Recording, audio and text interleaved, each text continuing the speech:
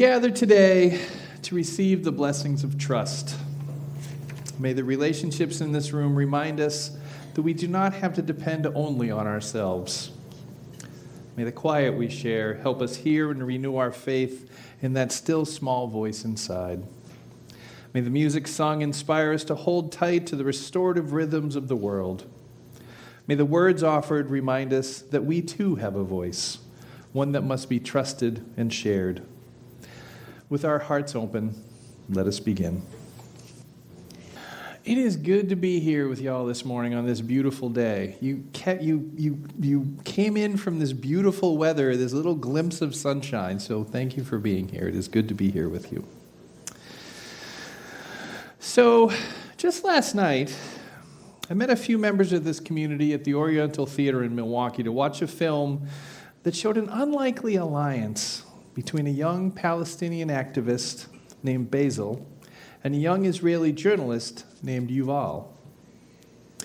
I don't remember how they met or how this relationship developed, but it was quite miraculous given the circumstances being displayed in this film. Basil had been filming his life since childhood, as many of our youth do these days. And it was a life that looked very difficult, but was clearly filled with the deep love of family and community. Yuval was an Israeli filmmaker and peace activist who took it upon himself to film the struggles of the Palestinian peoples as the Israeli army was taking steps to move these peoples off their land in the West Bank. And this was before what happened on October 6th. So you all know what's going on over there. And that is a rift that has been going on between these folks for many, many, many years. As we watched the soldiers bulldozing houses and schools, it was hard for me to imagine how this young Israeli journalist had made connection and built enough trust with his Palestinian peer and all of the folks in his circle to be welcomed into their community.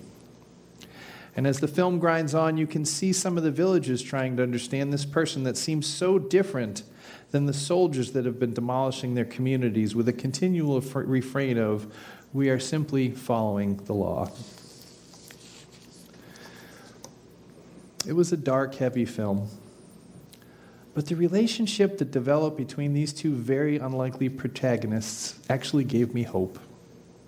If they can do it, anybody can do it. It just takes a whole lot of trust. Here this morning, I think few of us can probably comprehend the level of animosity and distrust that exists between these two peoples. But that doesn't mean we don't come to this place with our own places of hurt and disappointment. Many, many folks that wander into church like this have had very negative experiences with church in the past. And given the history of churches, I think it's incredibly brave that any of us that were raised in faith traditions or in no faith traditions would even choose to wander in here in the first place. But wander in many do. And those of us that are here when they arrive have a great responsibility. Our job, as many ancient religion traditions do remind us, is to welcome each new stranger that crosses our threshold, which in and of itself can be a very scary thing to do. But honestly, I really don't know if there is anything more important than we can all do than just that. In this moment in history, I know a lot of you are coming here looking for guidance. The foundations that we thought were impenetrable are being bulldozed over, just like they are in that film that we watched last night. And even though we know that much of the system that forms this foundation that we've grown accustomed to has been corrupted by greedy self-interests for quite some time, things seem to be working well enough for most of us to be able to play within that system and carve out a reasonable life. But whether Trump had come along or not, trust in government had already sunk into an all-time low, matching folks' growing mistrust of religion, business, and pretty much all large institutions. The old foundations that we have been relying upon have been crumbling for a long time. But now that the federal government is being strategically dismantled for the benefit of the wealthiest, we are all looking for answers regarding to where to go from here. And those answers can be hard to come by, given that most of us have not even given the concept of that our democracy could fail even passing consideration. And yet here we are. In a time when every cell in my body tells me I have to fight what is happening, I'm beginning to believe that this is the wrong approach, and I'll tell you why. As you can see from the graphic up here, the foundation of this faith tradition is love. Ours is a tradition that draws wisdom from a vast pool of both ancient and modern ways of understanding. It is a tradition that values humility and continual learning, that believes individuals are in the best position to make the right decisions for themselves. It is a tradition that reminds us of the ancient wisdom that we are all interconnected, and that what happens to one of us ultimately happens to all of us. These are not concepts that tend to draw in folks that view war and aggression as the best way to solve a conflict, which is why I do not believe fighting is our best approach to take. A fighter is likely to beat a peacemaker anytime we make the mistake of getting into the ring with them. Most of us, most people that think along these lines, are just not wired to win no matter what the costs, no matter what the impact to another, which many who choose the path of power over as opposed to power with are willing to do. No, ours is a faith grounded in love. This is a community grounded in love, as we heard earlier today.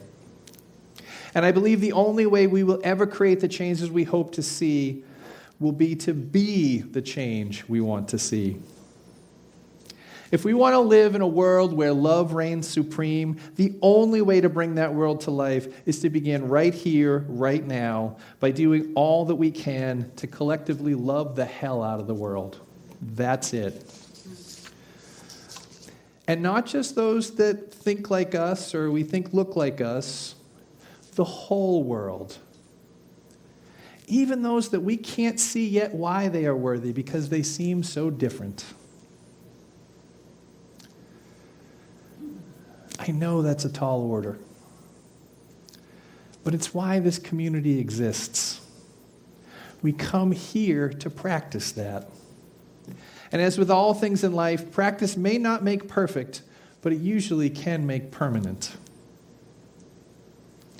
Last week, I talked about the importance of learning to trust ourselves through the process of making commitments to ourselves and then following through on those commitments. The next step in that journey is learning to trust others. A much taller order oftentimes, especially for those gathered here that have had past experiences where their trust has been eroded and their safety put at risk by one person or another. I actually know that it's probably easier for me to preach about trust than it is for some gathered here to grant it. And I'm not a young chicken. I've certainly experienced my share of being disappointed or even cheated on by others. But the losses that I have experienced have been small compared to the positive experiences that I've had in my human relations. And I know this isn't the case for everyone here. Many have been deeply wounded by people who you put your trust in, even family members or a church. And I wouldn't dare ask you to trust with as much abandon as I currently do. If this describes your experience with trust, I applaud you for just showing up here. It is my sincere hope that you will find here a whole lot of folks that are doing their best to create a new experience for you, one that shows you once again that it can actually be safe to place your trust in another. If you are new here, I feel like I've been here a year and a half. I feel like I can vouch for this community. I've been deeply embedded in 6 different UU churches over the years, and I have visited and shared stories with ministers and members of hundreds of others. And I have to say that this one is one of the more healthy communities I've seen. Some of you I know have spent time in other UU communities, and you may experience this one as perhaps a little more conservative than you have experienced in other places, but I think that's just a result of where this building is located. The sentiments of this broader community are a little bit more conservative than some of our larger churches in urban areas, but I can say from experience that everyone remaining in this community is committed to becoming the best person and the best neighbor that they can be. And those are vital qualities at this moment in time. Do any of us get everything completely right all the time? Of course not. Perfection is an unattainable goal and runs counter to the ways of actual human relations. An assumption of perfection keeps us from trying and keeps us from being authentically vulnerable and asking for help when we need it. What I do see here is good people trying to live good and decent lives and trying to be good neighbors. I've seen this in most all the UU churches I've attended. Not all, but most. And the ones that struggle are the ones where some rift occurred in the past that has never been properly healed. And those sorts of wounds can become infected and sometimes can take years of intentional intervention to heal if they ever do. And ultimately, the wounds can usually be traced back to unhealed wounds with individuals that came into that community, because it's usually hurt people that hurt people. But healthy communities like this one do exist, and they are more important in this world than ever. You matter. What you are doing here each week matters. In a world where fear is being intentionally stoked to divide, the solution is not to become angry and try to fight fire with more fire, but to remain true to the survival strategy that we know has been the only one to succeed over the millennia. We need to love each other out of this mess we have gotten ourselves into, and that begins here. If the government of the people, by the people, and for the people has become unhealthy, then that means that we, the people, have become unhealthy. And to heal that system, we have to heal ourselves. And remembering how to develop trusting relationships is the foundation upon which we must begin to rebuild. One of the best lessons I learned during my time in human resources was a concept called trust but verify. Anybody heard? Yeah, people have heard that before? Yeah.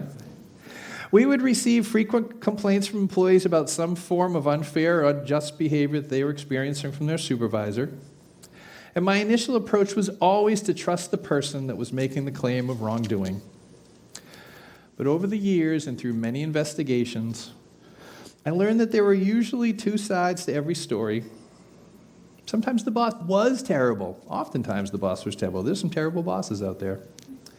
But every once in a while, more than often a while, a poor performing employee was simply attempting to displace the negative feedback they were getting about their performance with a complaint about their boss. And an investigation was never complete until we felt we were seeing all sides of the dispute. Trust, but verify. What does that look like in church?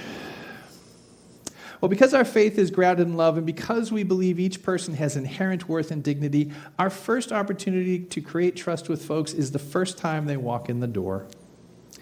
Everyone is welcomed, no questions asked. We begin by extending trust. And some folks, if they have a good experience and seem to find hints of what they came looking for, will come back.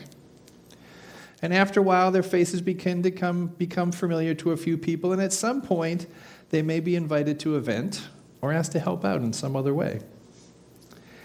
And I've talked about this before, and I'll surely talk about it again. Because this is the space where the person has the opportunity to make the transition from stranger to friend. This is where the magic has potential to emerge. And here's the deal. This is the step that our society seems to have lost practice in. Making actual human, real-world connections with other people and working to build community towards shared outcomes. It's not our fault. I think COVID just significantly amplified a trend that was already well underway. Technology, which has undoubtedly made our lives easier, had already begun pulling us apart. Social media and technology that sort of guides our clicks, helps us find exactly what we want, when we want it, with the types of people that we think we want to be in relationship, that we resonate with. But studies and experience are telling us that online relationships are not the same as the relationships that form within intentional communities such as this. There's something very different about the way we interact with people online. We are more likely to be mean or condescending to people online. We can just block people that don't behave exactly the way we want them to. And we can always just find somewhere else to play. That's not how real, healthy human relationships work. When we're forced to look someone in the eye, we are much more likely to be a little gentler with our words. And real community is made up of all kinds of real people.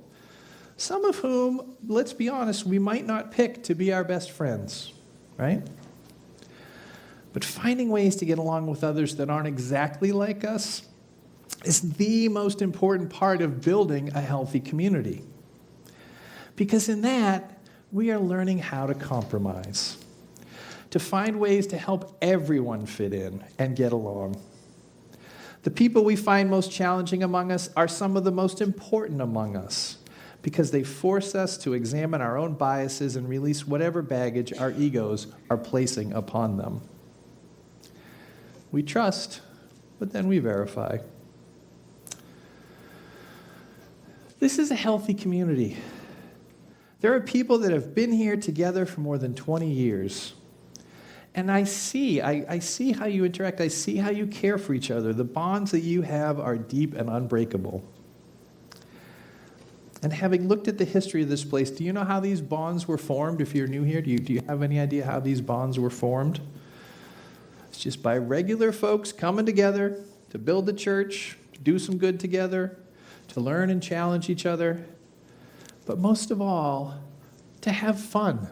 If you look at the history of this place, there's a bunch of people that got together and went camping, they went on hikes, they went on protests, they built things, they built a church. And it wasn't any of those things that was really important. It was the doing of those things together that really created this community. I trust the leaders of this community because I see how you treat each other, and I see how you have treated me, an outsider, with some potential power and baggage in your perception of what a minister is, right? You've treated me with kindness and welcome, and I appreciate that.